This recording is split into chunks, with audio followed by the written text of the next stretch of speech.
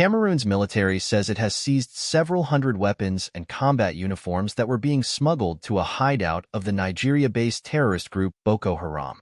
Officials say troops have been deployed in a bid to capture more weapons and prevent Boko Haram from rearming itself. Moki Edwin.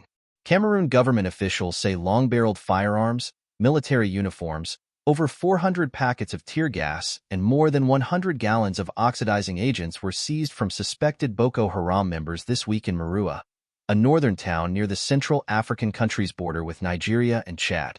The military says the oxidizing agents are used by Boko Haram terrorists to produce explosives. The governor of Cameroon's far north region, Mijiawa Bakary, says the weapons were being smuggled to Nigeria's Sambisa forest, a Boko Haram stronghold. Bakary says he is very thankful to the Cameroon military for intercepting war weapons, combat uniforms, and acids used to fabricate explosives destined for several Boko Haram groups in Sambisa, a forest which straddles the Nigeria-Cameroon border and is a hideout for members of the terror group.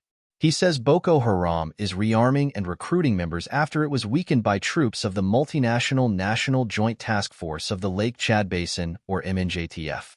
MNJTF is made up of 11,000 troops from Nigeria, Niger, Cameroon, and Chad. Bakary told Cameroon State TV on Thursday that some of the weapons were smuggled through the Douala seaport. He did not say how the weapons got to Douala, but said investigations have been opened to trace the origin of the weapons. Cameroon's military says some of the combat uniforms seized are similar to those used by its infantry and air force.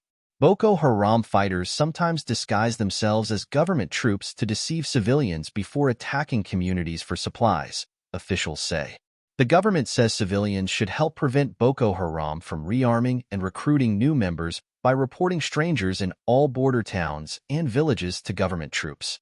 Chad's president, Mahamat Idris Deby, in his New Year's message on Tuesday, said several hundred fighters escaped Chad to neighboring countries when his troops launched Operation Haskanite. The operation's goal is to neutralize Boko Haram fighters who attacked and killed more than 40 Chadian government troops in the Lake Chad Basin in October. Moki Edwin is a researcher on conflicts in the Lake Chad Basin and visiting lecturer at the University of N'Djamena. He says no country in the Lake Chad Basin can single-handedly defeat Boko Haram. Moki says MNJTF should be on alert because Boko Haram is infiltrating many villages where government troops do not have easy access, and recruiting new members, especially poor and unemployed youths, is taking place. He says the porous nature of the borders between Cameroon, Nigeria, and Chad makes it possible for arms to be smuggled to villages where Boko Haram fighters are hiding. Cameroon says several dozen people caught smuggling the weapons were arrested but has given no details on whether they are Cameroonians, Nigerians, or Chadians. Over 40,000 people have been killed and 3 million have fled their homes in Nigeria, Cameroon, Niger, and Chad since 2009, when fighting between Nigerian government troops and Boko Haram militants degenerated into an armed conflict and gradually spread to neighboring countries.